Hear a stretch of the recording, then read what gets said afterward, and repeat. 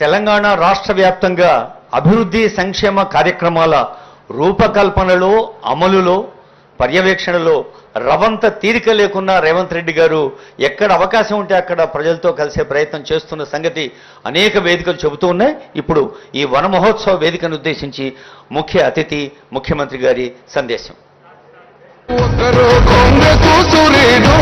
మన రేవంత్ అన్న నిగ్గదీసి అడిగే మునగాడు విడు భూమి నవానైతాడు.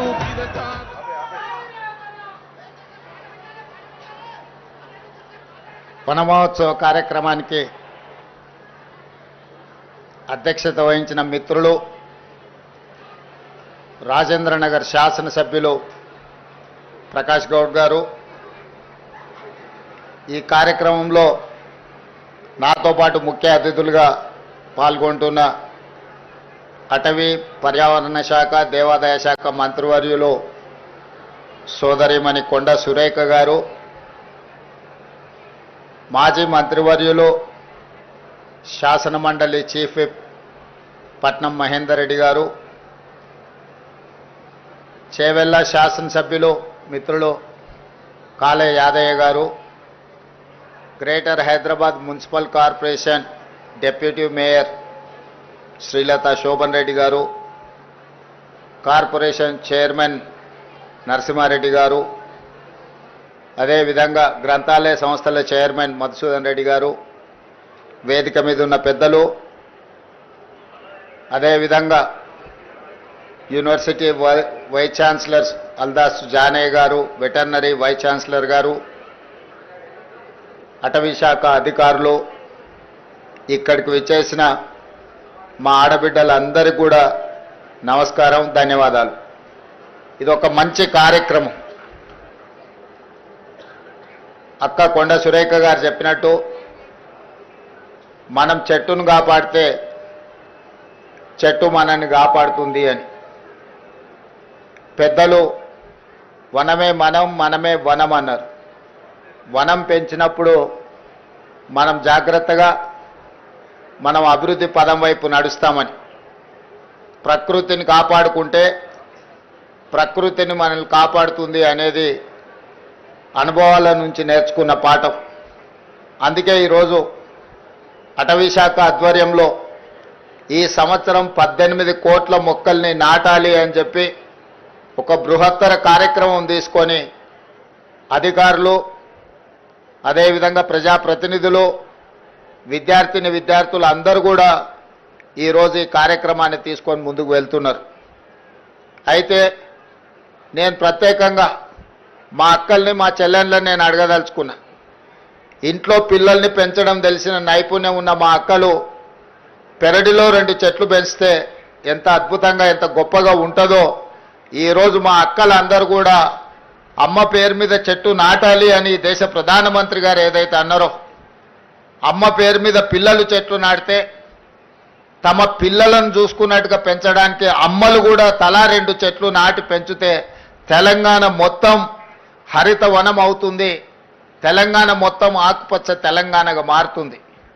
ఈరోజు అమ్మ ఒడిలో, అమ్మ బడిలో, అమ్మ పర్యవేక్షణలో ఏమి ఇచ్చినా వాటికి రక్షణ ఉంటుంది.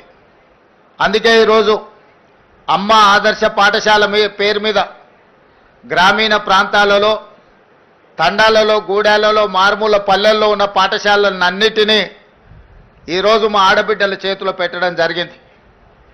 పిల్లల అటెండెన్స్ పంతుళ్ళు తీసుకుంటే పంతుళ్ళు పాఠశాలకు వస్తుర్రా లేదా వాళ్ళ అటెండెన్స్ తీసుకునే బాధ్యత మా అక్కలకి ఇచ్చిన ఈరోజు.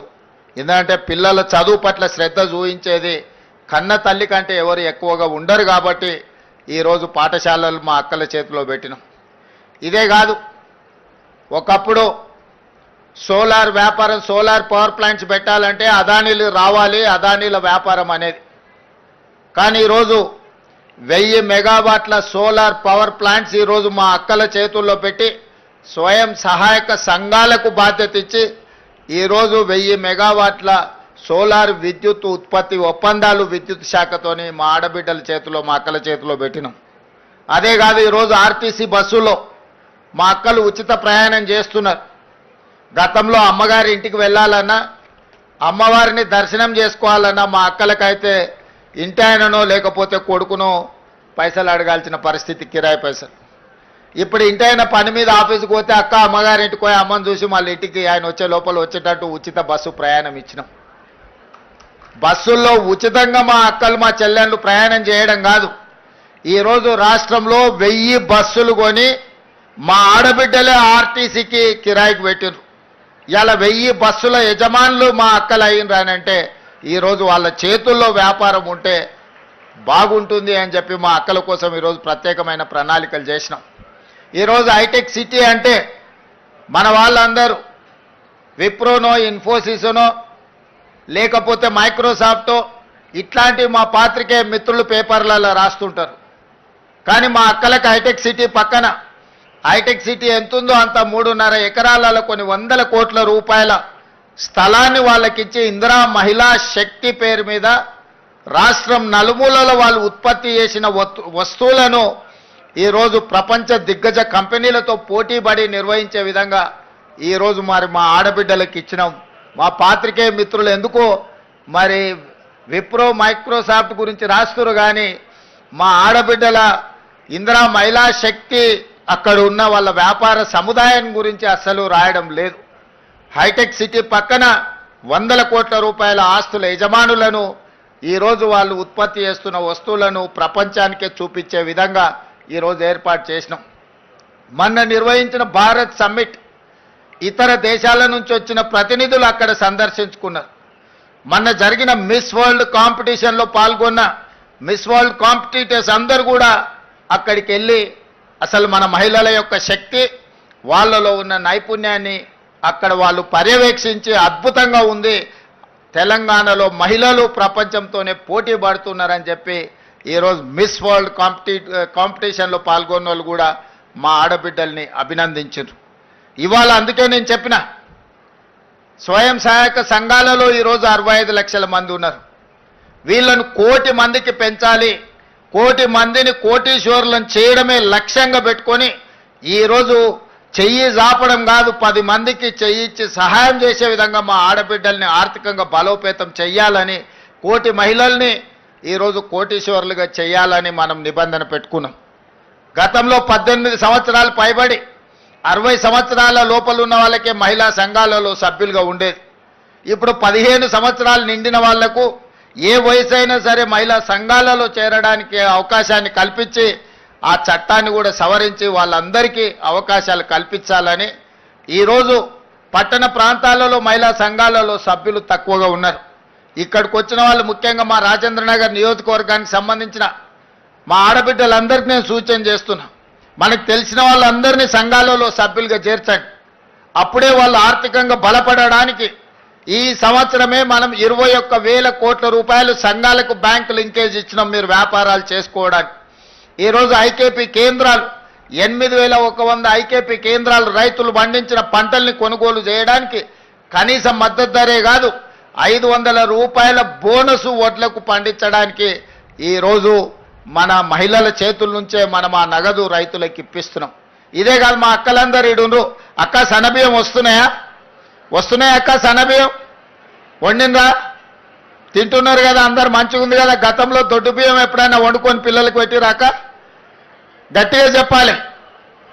మరి ఇవాళ అందుకే మా ఆడబిడ్డలు రేషన్ షాపుల్లో దొడ్డు బియ్యం ఎవరినో మిల్లర్లకు దళారులకు అమ్ముకునే అవసరం లేకుండా సరాసరి రేషన్ షాపుల్లో నుంచి తెచ్చిన సన్న బియ్యం మనము మన పిల్లలకు వండి పెట్టే విధంగా ఇవాళ ముఖ్యమంత్రిగా నేను ఏ భోజనం చేస్తున్నానో లేకపోతే మా వేదిక మీద ఉన్న అధికారులు మా మంత్రులు ఏ బియ్యం అయితే వండుకొని తింటున్నారో ఇవాళ మా అక్కలకు మా ఆడబిడ్డలకు రేషన్ షాపుల్లో సన్న బియ్యం ఇచ్చి ఈరోజు ఆత్మ గౌరవంతో ఒక మంచి భోజనం తన పిల్లలకు పెట్టే విధంగా ఒక మంచి పౌష్టికాహారం ఇస్తే పిల్లల ఆరోగ్యం బాగుపడుతుంది అని చెప్పి ఇవాళ మనం ఇవన్నీ నిర్ణయాలు తీసుకున్నాం.